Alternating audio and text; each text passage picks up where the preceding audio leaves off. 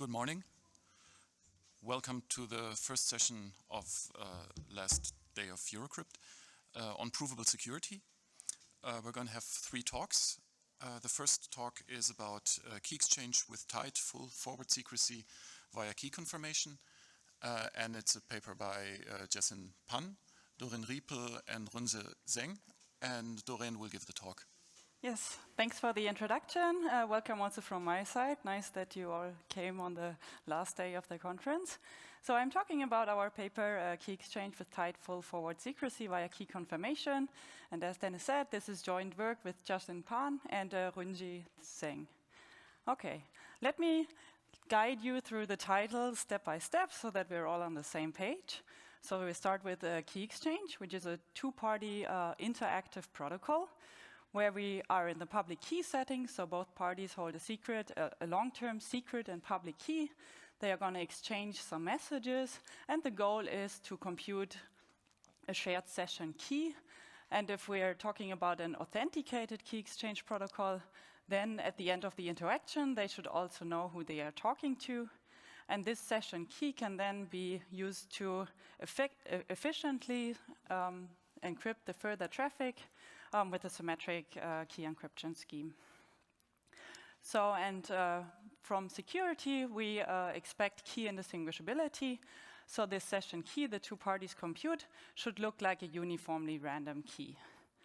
So now in the setting, we are wondering what happens if some of the parties are compromised. In general, we want forward secrecy, which means that previous session keys should be secure, even if some of the parties are corrupted later. So we're looking at this time frame now, and at some point the adversary will either corrupt Alice's secret key or Bob's, or even both. So the question is, what kind of security can we still get in this case? And if the 2 parties interacted honestly before that corruption happened, then we, I think these are the old slides, but never mind. Then we get a weak forward secure protocol.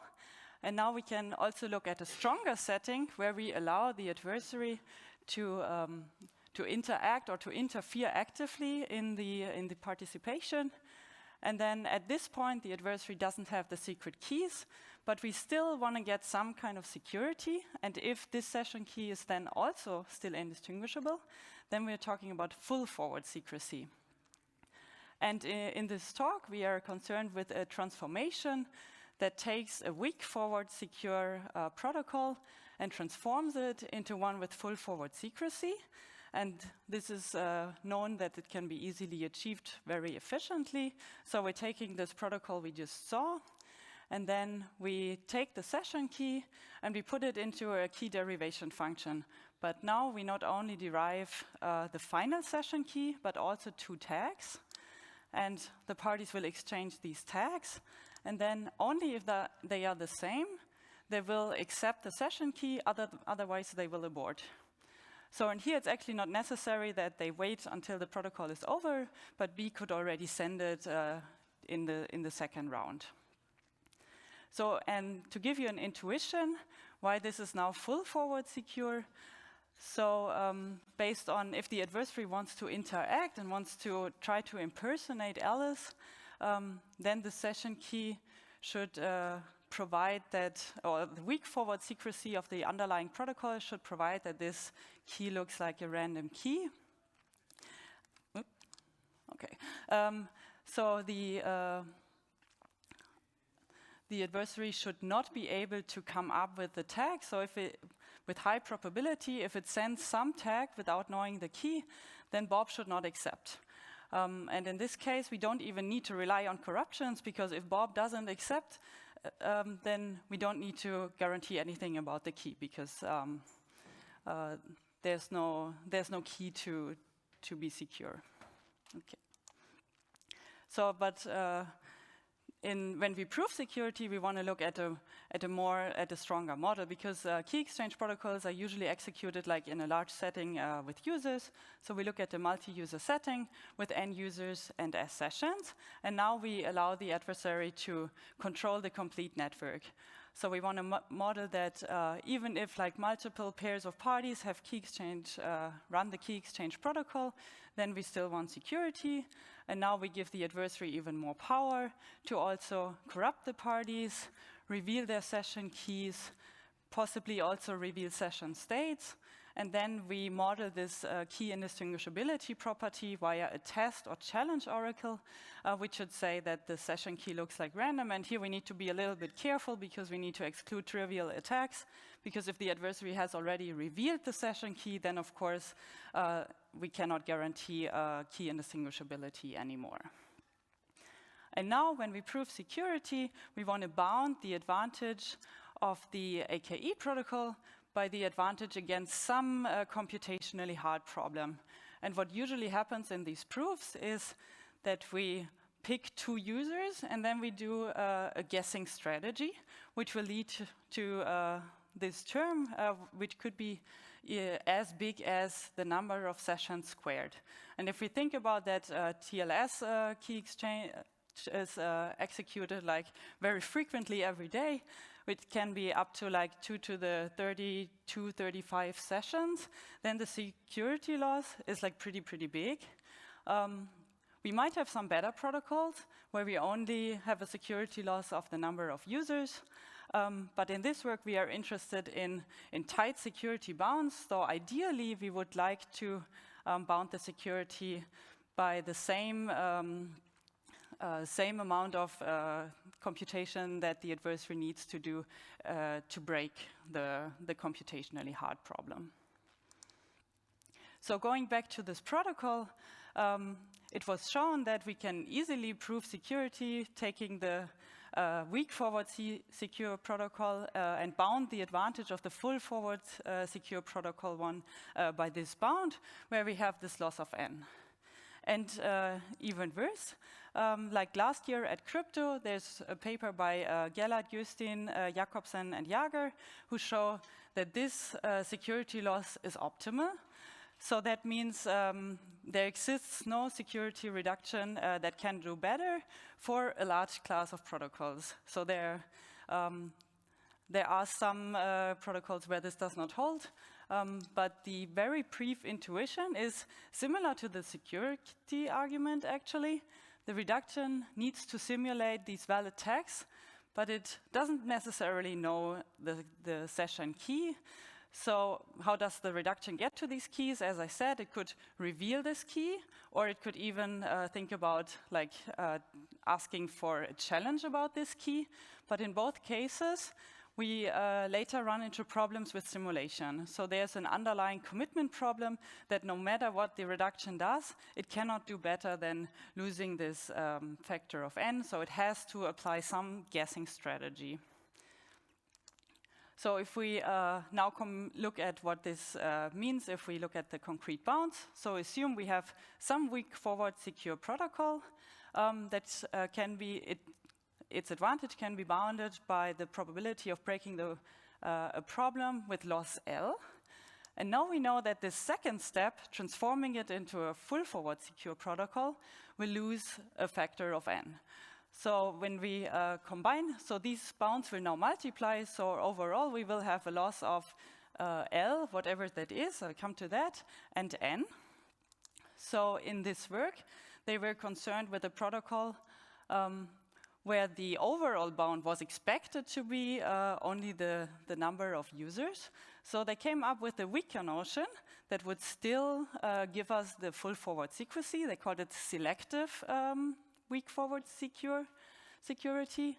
And in this case, you avoid this commitment problem by looking at static corruption. So the adversary in the beginning would have to say, okay, these are the parties I will corrupt.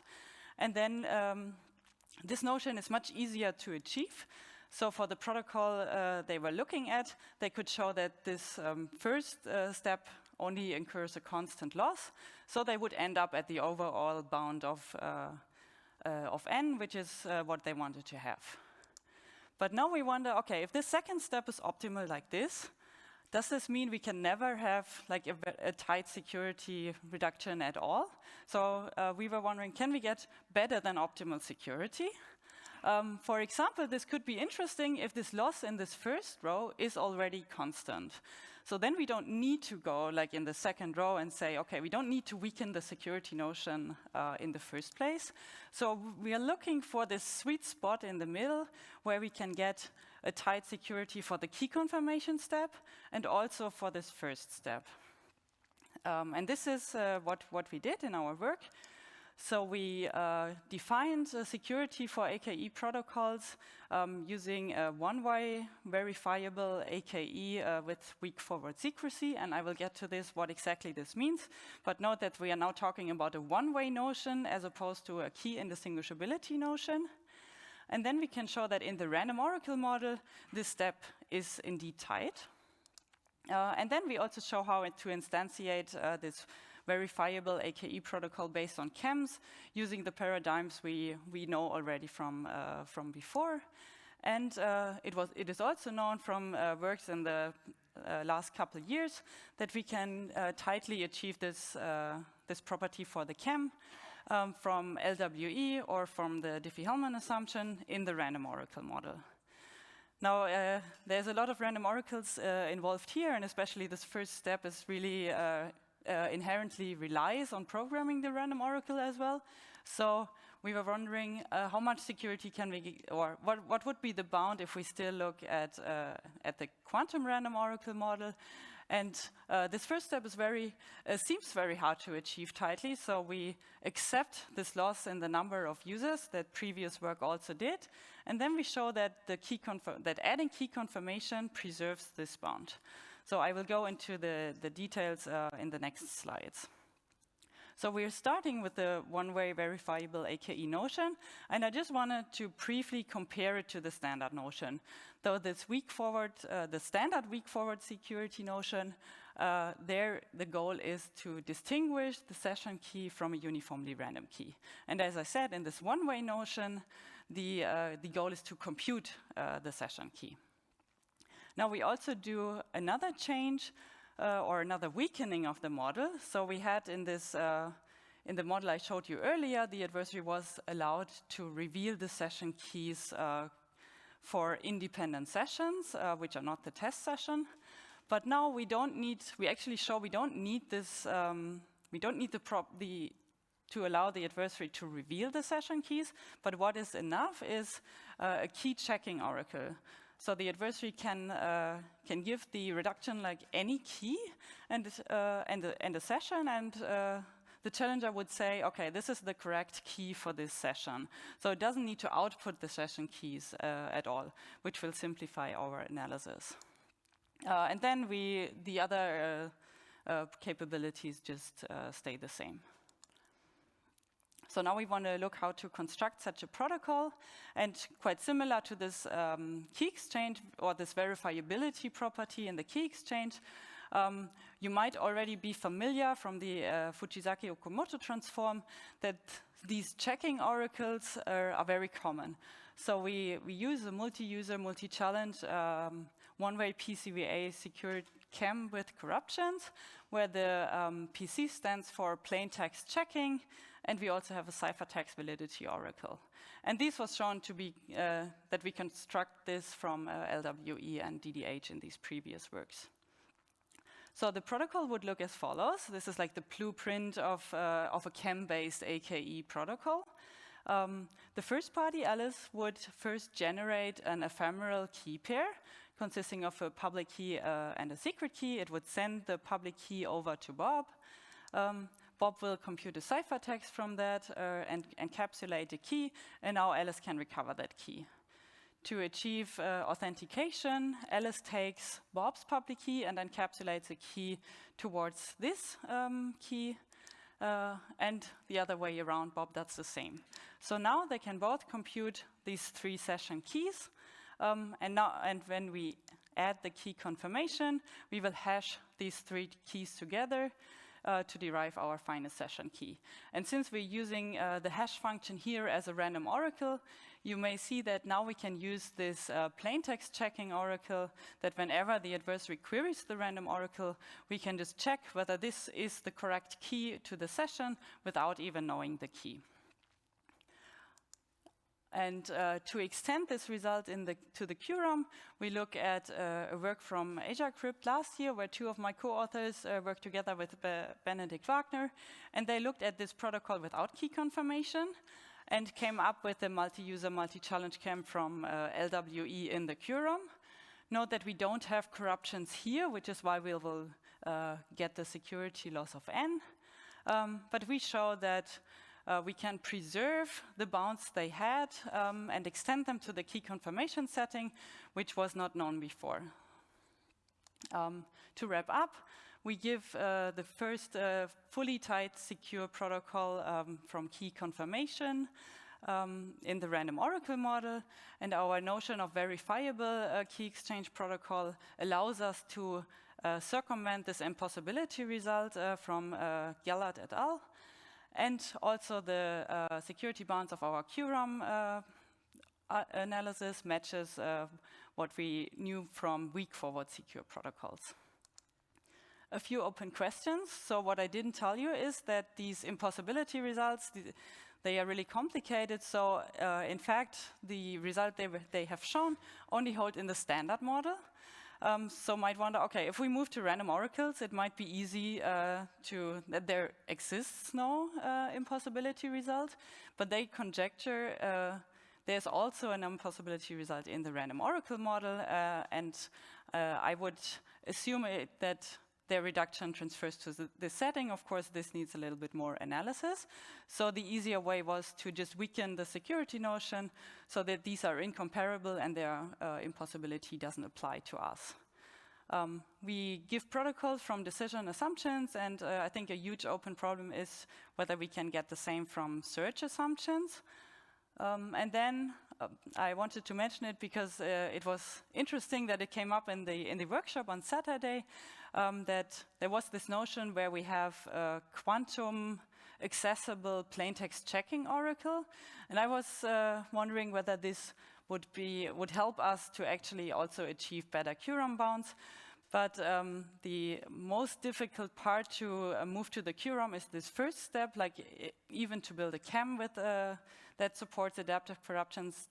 That seems very hard to achieve in the QROM, but there was this notion of non-committing encryption, and if we can move that to the QROM, then we can at least simplify our analysis, so we don't have to talk about these AKE protocols, but we can focus on the CAM, which is much easier, and then our results would transfer to this key exchange protocol, and we only need to look at the CAMs.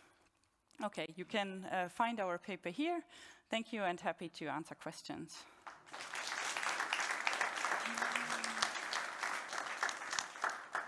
Thank you very much. If you have any questions, please do use the microphone so we can also hear them online. Are there any questions? Hi, thank you for your talk. About your open question about search assumptions, I was wondering what you felt is the kind of obstacle, since you use like this one-way kind of search version of Yes. problems. It seems like it would be like quite compatible. So yeah. Yes. So what we know how to construct is like this multi-user, multi-challenge security for CAMs or even for signatures. But the problem is really the corruptions. So whenever we need to simulate, or the reduction needs to output valid-looking secret keys, and there, like recent techniques would always rely on some lossy argument. So they would have two public keys, and then there's some information theoretic lossy argument, and this is inherently a decision assumption. So I did manage to come up, and I know that others tried. So it would be really nice if that could be solved. All right, thank you. Thank you for the talk. Just a comment. So in your when you're talking about your third open question about having like a quantum plaintext checking oracle, will that help? But I don't see yet how that would help, because then if you have like so it's technically like an online primitive. So it's like if you have a quantum plaintext checking oracle, but you're not modeling quantum corruptions of users, right? Yeah, so I don't see how it helps. I think it might help like in the second step, or the protocol without key confirmation. I think there you would inherently rely on something like this. But yeah, maybe it doesn't help with the corruption issue. So it's actually funny because we initiated this work because we wanted to avoid such an assumption, right? And the key confirmation tags are one way to avoid these. But I was wondering whether it can be used also to modularize it in a different way. Thanks. Okay, so let's thank Doreen again.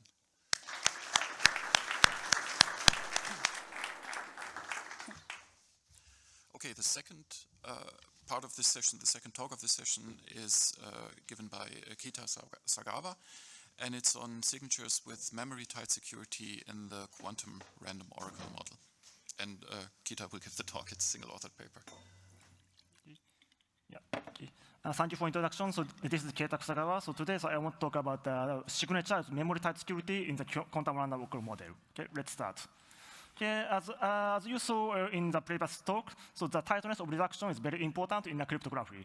So here, we say that the reduction is tight. So if the advantage of the adversary, so here, we write it alien, and the reduction algorithm, so here, we write it as a robot. So the advantage of robot and alien is almost similar, and the running time is also similar. Then tightness is very important. So because if we get a tight reduction, then we can employ a more easier underlying problem. Then the scheme becomes efficient. So we have a win-win-win result. So therefore, we seek the very tight reductions in the cryptography. By the way, so there's some underlying problem who has a memory time trade-offs, like this one. So here, this graph shows that the time memory trade-off between the three collision resistance problem. And so the y-axis is represents time, and the x-axis represents the memory. So for example, we have a polynomial memory. Then to seek three collisions, which means that x1, x2, and x3, so that collide one point. So such time is 2 to the k. But we have a lot of memory. So for example, we have a 2 to the third of k. Then we have the time becomes lower, like 2 to the 2 third times k, like this. Then we have a lot of such underlying problems, like factoring and discrete log over prime field and LPN and LW and so on. So that sometimes the shape of graphs are different, but those problems have also such a memory time trade-off. So therefore, we need to consider the memory tightness of the reduction. So this is put forth by Orbach et al. In 2017. So here, so why is it important? So this is because while the reduction is tight, but the usage of memory might be large. So for example, you can consider RSFH reduction. So in the case, the reduction algorithm simulates random oracles.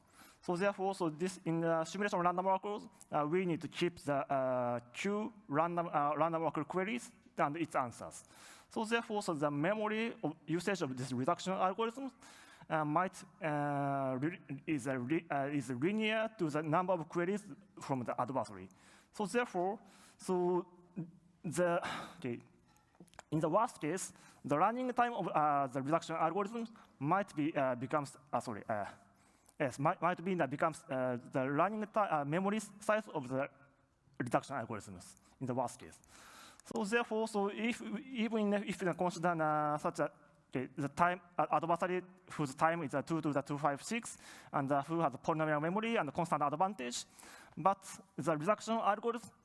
The size of reduction algorithm, like the 2 to the 206 times, and the 2 to the 256 memories, and other one advantage. And so maybe the problem can be solvable by this reduction algorithm. So therefore, we want to define the memory tightness of the reduction. So here, we say that the reduction is memory tight. So if the usage of memory of the reduction algorithm is almost similar to that of the adversary. So this means that the difference between the reduction algorithm, memory usage of reduction algorithms and the adversary is independent of the number of queries. Okay. So this is the state of the art of the such memory type proof for the signature schemes. So it starts from about 2017, and the overall et al. Shows that the security of the RSA FDH in the random walker model in the memory tight way. Okay. And after that, so there are two papers, Dimart et al. And Goshar et al. So they show that the strong unforgeability of the some signature schemes in the random walker model. Okay, so for the RSFDH and the BLS signature and some Russia IDBS signature schemes. But the whole schemes show but those security proofs in the random occur model. So therefore we have questions. Okay, so what happened in post-quantum signatures, like a Russia IDBS signature, like a DLCM, Raccoon, and so on, and pre-image samplable function-based signature, like a Falcon, Mitaka, and so on. Okay. So our question is like this one. So can we construct a memory type reduction for such Russia IDBS signatures and for PSF-based signatures? And even more, so we can we construct a memory type reductions for more advanced security notions? So beyond the strong unforgeability, like so how to say, security in the presence of quantum signing oracles. Yeah, so in this talk, so I want to focus on the question one, this one. Okay. So the result is summarized as follows. Okay, we wrote several proofs, and so some of them are good memory tightness check marks. And so we also write memory type security proof on a pre-image sample function-based signatures like this one. And so some of them has okay, good memory tightness. Okay, okay, let's start. To dive in deep. So okay, let's start the review on a strong unforgeability. Okay, so this is the definition of the strong unforgeability. Okay. So there's some, okay, this area is a quantum adversary, and the quantum adversary receives a verification key. And so it can access to the signing workload, and so therefore so it submits a message I, then so it returns, it obtains a sigma I as a sigma I. Then so in the multi-challenge case, so the adversary can submit its forgery M star and sigma star in multiple times. So here, so we introduce a forgery oracle, and this forgery oracle set the flag win as a true. So if the submitted message and signature is valid, and this message and signature is new to the signing oracle. So therefore, so the signing oracle need to maintain the list queue, so which contains pairs of message and the signatures. Okay.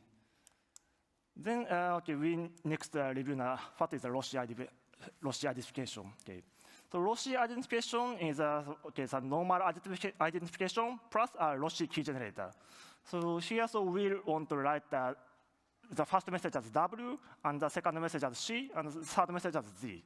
Okay, so the prover sends the commit W, then so verify send the C challenge, then so the prover sends Z as a response. Then, so in such a fiat shamir with bots, okay, so the prover may fail to complete this Z. So therefore, so this Z might be the rejection symbol bot. Okay, and in context of Russia this scheme, okay, there's a Russia key generator, this Russia gem, and so it only outputs a VK star. And the security properties of LID is summarized as follows. Okay, there's 4 properties. The first one is the key indistinguishability. So the normal verification key is a computationally indistinguishable of the Russia key VK star. And if we use and the next one is the Russiness. And Russiness says that so if verification key is a Russia, a VK star, then so for any adversary cannot impersonate the prover in statistical sense. And the third one is a statistical honest verified zero knowledge, so I think you know. And the fourth one is a tricky one, computational unique responses. So here, so this is defined by the Kirst et al. And so here we, so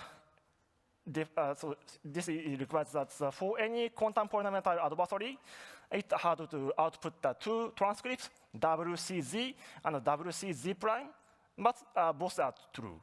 Okay, so this is what computational unique response says. Okay.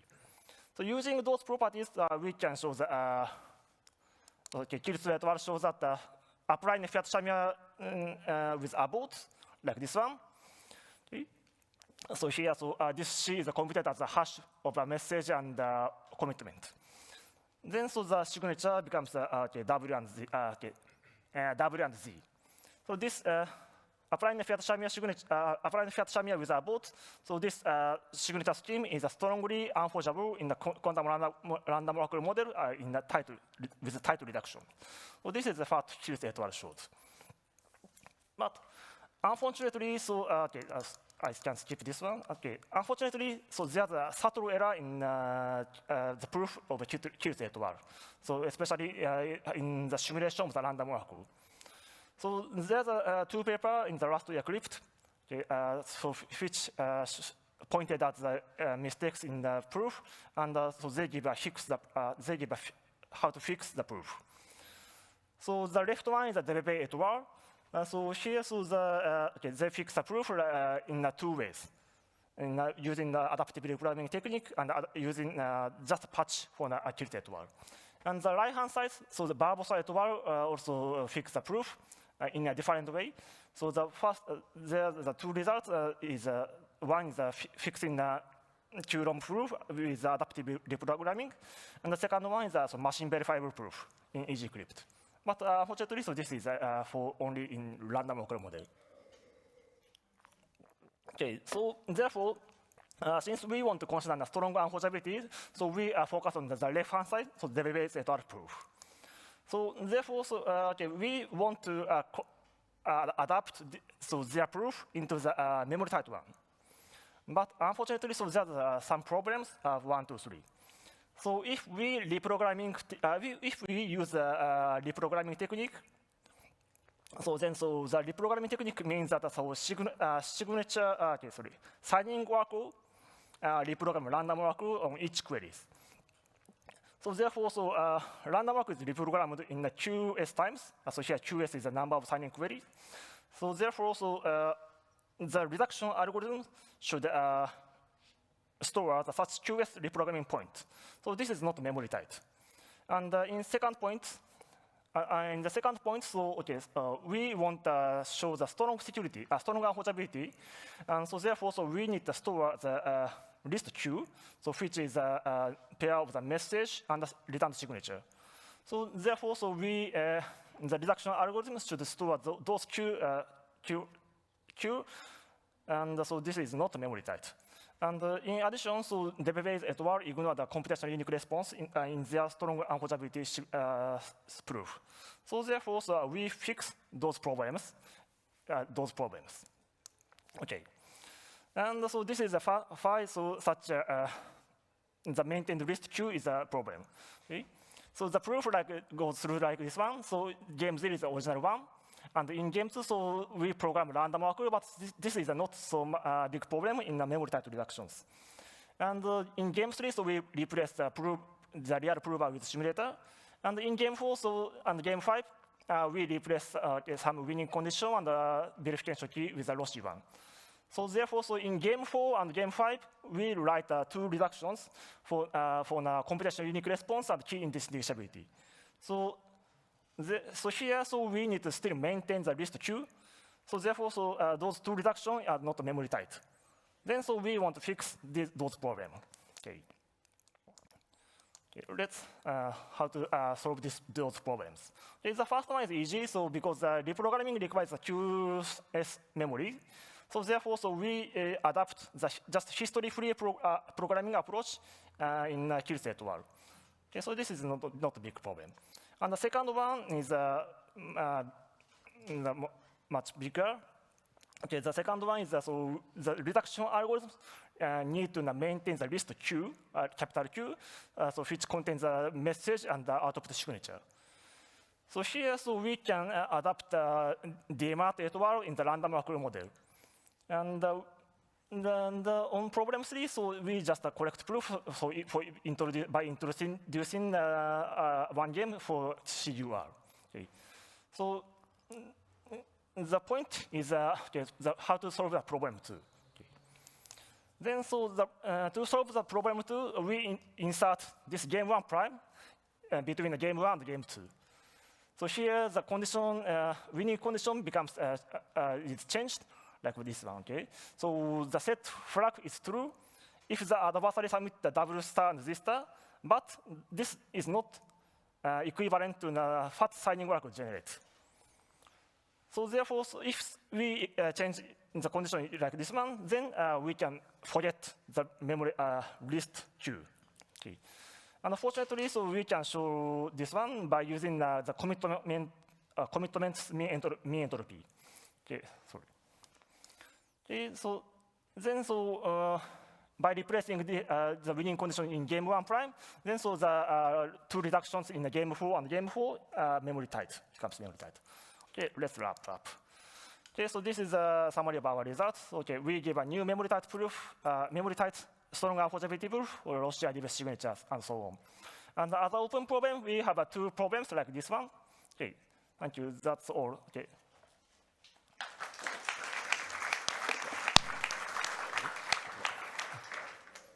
Thank you very much. Are there any questions?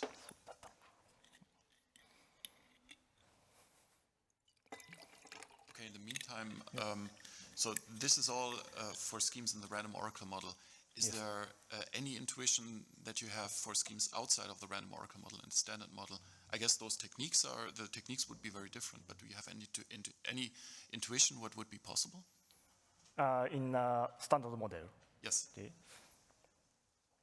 Yes, yeah, so we can, we could show such a standard model one. So if you use so how to say, good random self-reducibility problem. But so for post-quantum signatures, it's hard to show such property, I think. So therefore, it will be an obstacle. Okay. Yeah, there seem to be no more questions. Then let's thank Kita again. Thank you.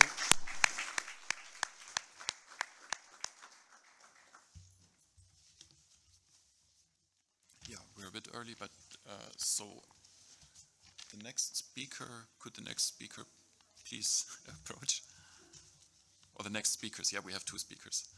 So the next and the last talk of the session is best of both worlds multi-party quantum computation, with publicly verifiable identifiable abort. And it's a paper by Kai-Min Chung, Miriam Wang, Ercheng Tang, and Jiaping Zhang. And Miriam and Ercheng are going to give the talk.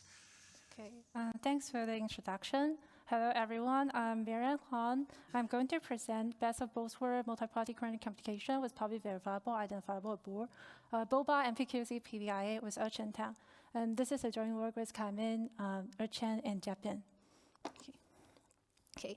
So in this talk, we will explore the quantum crypto wonderland with Alice.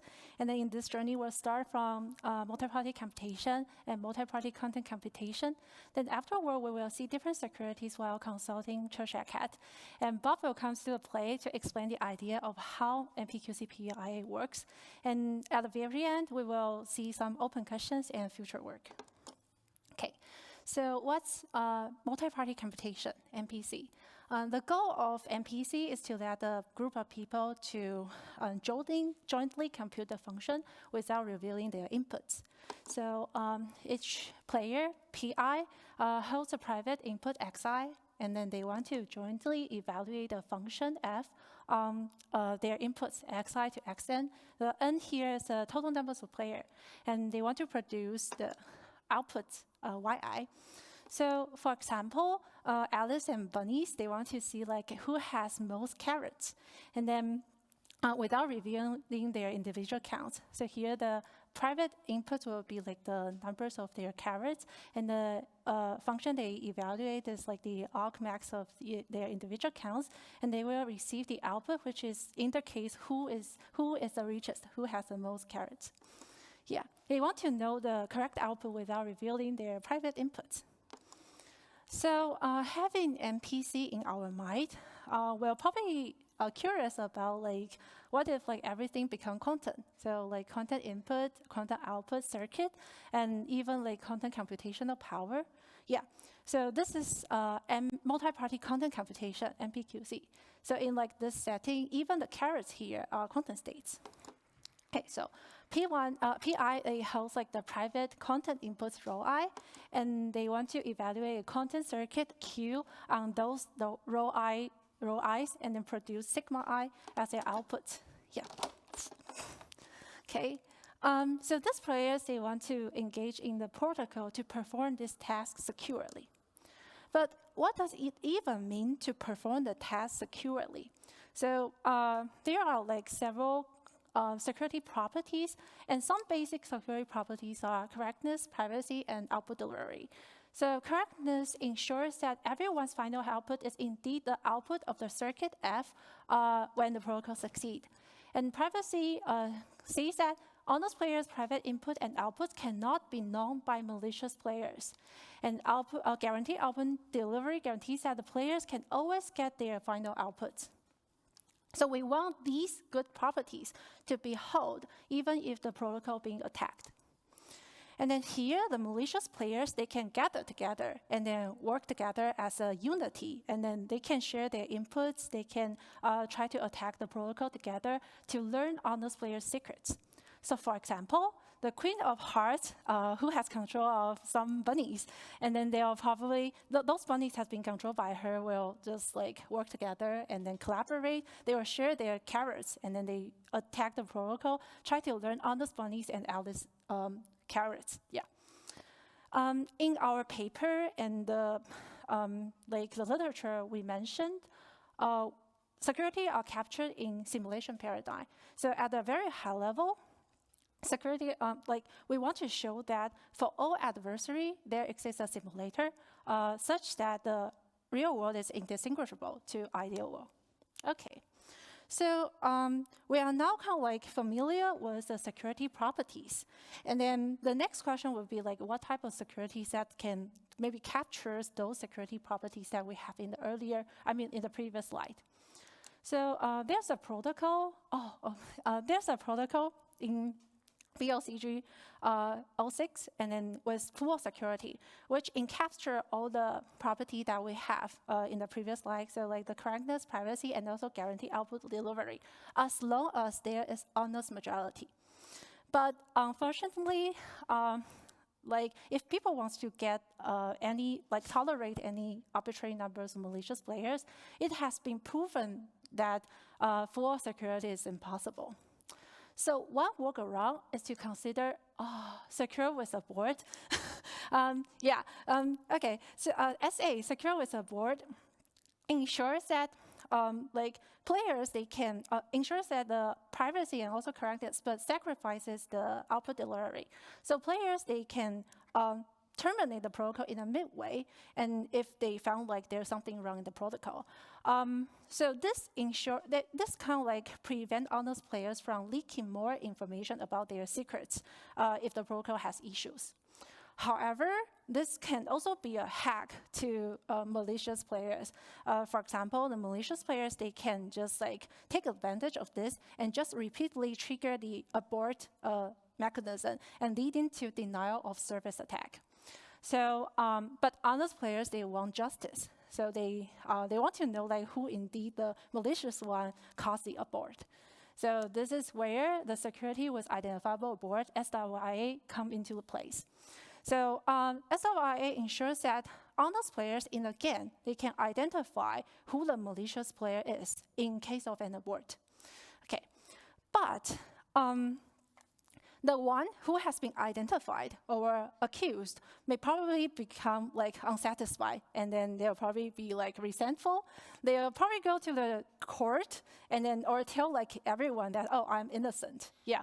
So, but non-participants like judge, jury, or general public, they don't even know who, whether this person is indeed guilty or just being bullied. Yeah. So we need secure with publicly verifiable identifiable, PVIA.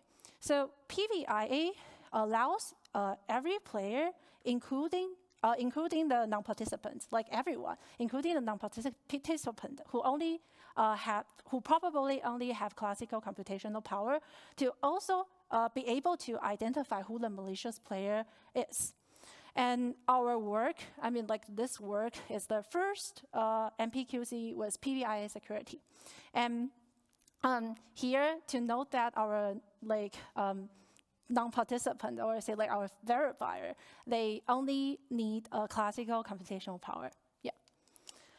And moreover, we achieve like best of both worlds security, which is a mixture of war security and PVIA. So if we have like less than 10% of the population that's malicious, then we have war security. And if we have like 90, that's for example, yeah, 90% of population they are malicious, then we have PVIA. Okay, so best of both worlds, or say BOBA security makes the protocol more flexible. Okay, so like Alice and Bonnie, they decided to run like our protocol presented in this paper to get to see who is the richest. Okay. But how does it work? I mean, like the PVIA. What's the core idea of PVIA? So the core idea of PVIA is the primitive that we presented called auditable content authentication, but AQA, yeah. But before we go into the detail of AQA, let's consider the following scenario. Yeah. So Alice is ordering a boba from the boba shop, and Bob is the delivery man who picks up the boba and from the boba shop, and is going to send the boba to Alice. But today is so hot, so Bob drinks the boba and then sends the boba to Alice. After Alice received the boba, she feel really like, she felt that someone sneaked the food, and she feel really unsatisfied. So she goes to the court and then sue Bob. However, as a judge, the Cheshire Cat has like no proof to see like who is indeed the malicious one. So yeah, but why? So why can Alice directly just provide the proof to Cheshire Cat? The reason is that because they are in the content setting. So classically, the verification mechanism involves duplication and broadcast message. But in a content setting, this violates the no cloning theorem and also no broadcasting theorem. So it cannot be directly applied on the content setting. Then, okay, fine. But how about we use existing content techniques? The answer is yes and no. So the no is because naively applying existing content techniques may not be like too helpful in this like scenario. Okay, so we can see an example here. So one attempt is to directly use existing technique called quantum authentication code. So now we have like a boba shop, and then they generate like the secret key SK and send the secret key to Alice. And then Bob, and then they use the secret key to make the drink into the boba state and ask Bob to pick up the boba. Then Bob sends the boba state to Alice. And since Alice has a secret key, so Alice knows, okay, yeah. Since Alice has a secret key, Alice like can tell whether the state has been tempted or not. And then she can send like the proof to Cat. But because Alice might be malicious as well, Alice may probably just like, oh, I don't want to pay. So she maliciously accused Bob and then send the fake proof to Cat. So there's like no reason for Cat to trust either Alice or Bob. So like standard or say existing content authentication code is not enough for PVIA. So what should we do? Yeah, so knowing that the standard notion of content authentication code cannot help like convince other people, Cheshire Cat suggests that we can seek the notion of auditable content authentication. So in the syntax of AQA, the trusted party, like the boba shop, samples the secret key and like correlated states, phi L and phi R, and sends them to Alice and Bob respectively. Now Bob picks up the drink, and Bob is asked to deliver the drink to Alice. And so Bob will compute the sending operation to produce a classical proof and send it to the Boba shop. And then Boba shop will execute a classical algorithm to verify whether this proof M is correct or not, and tells the cat the validity of this verification. And also, the audit algorithm also produces a message to Alice to let Alice be able to receive the actual Boba T inside using the M prime and phi O. So we require the correctness to hold in this scheme, where like if everyone is honest, then Bob will pass the test, and also Alice received the true Boba T.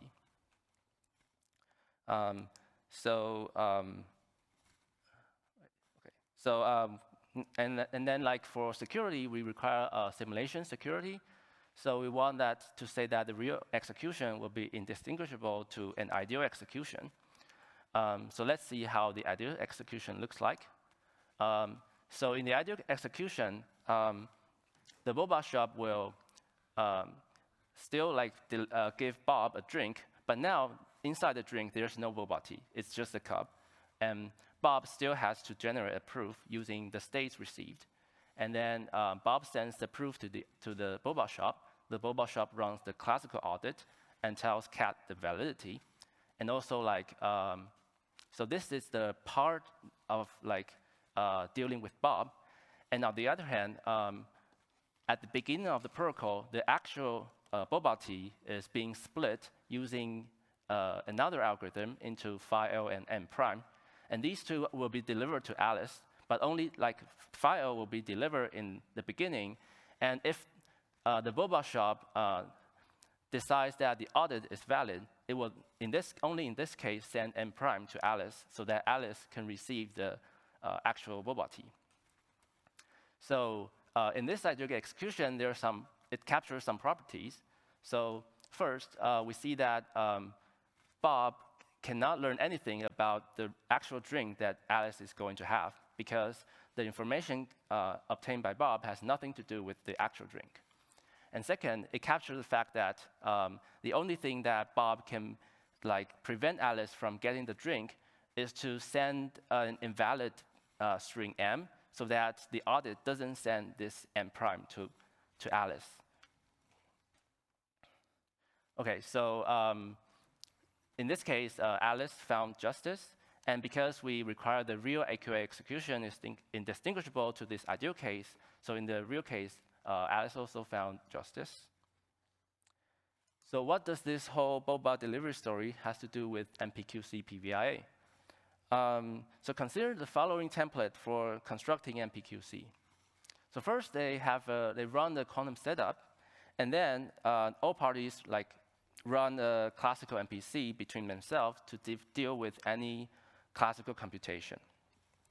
Now, to perform multi-party quantum computation, everyone sends their encoded quantum input to a designated party, say Bob, and Bob can perform quantum computation on these joint inputs.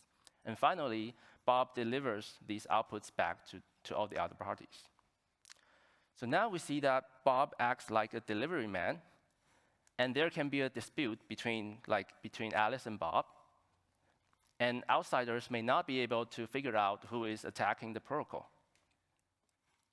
So by plugging in our AQA, we can resolve this dispute so that either Alice gets the final output, or Bob is acting maliciously and get caught by AQA.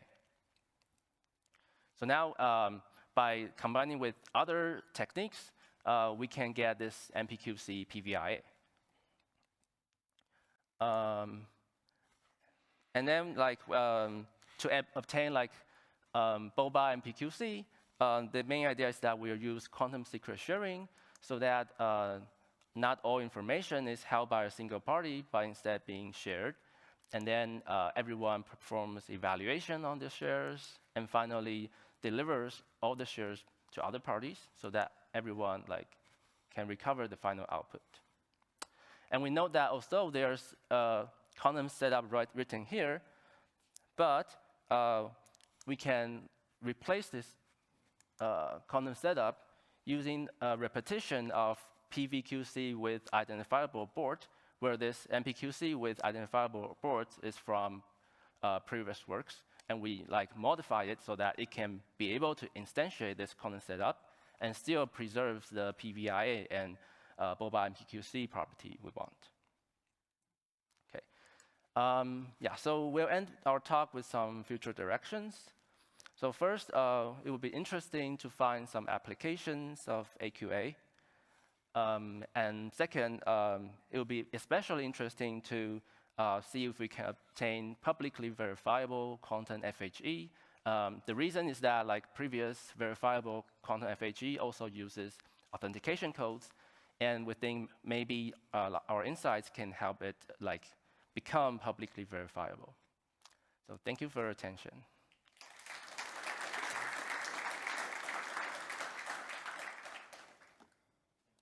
The talk. Are there any questions?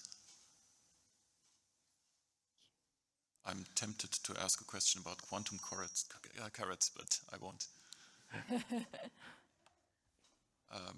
If there are no questions, then let me ask a quick one. In your model of computation for multi-party computation, do you also consider composition of protocols, or is it like a standalone? Standalone. Standalone, okay, yeah. Thanks. Do you have any thoughts on if that's difficult to achieve, or what are the...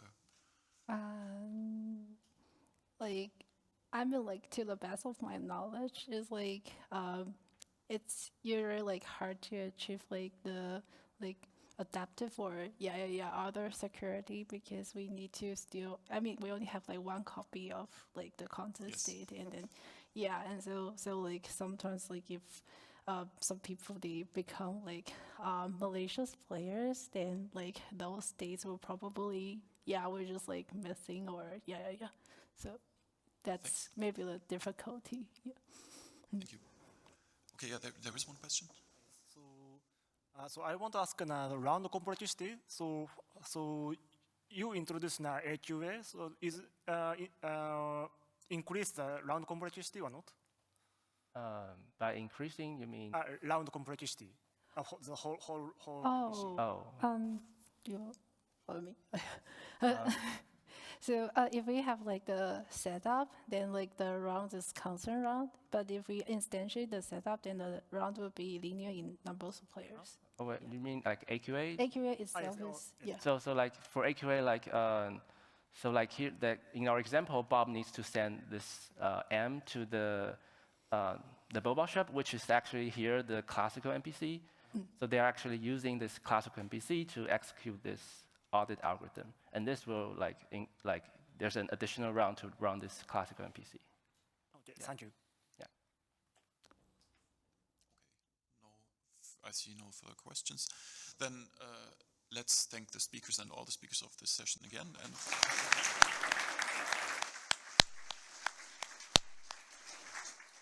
And there's going to be a coffee break now.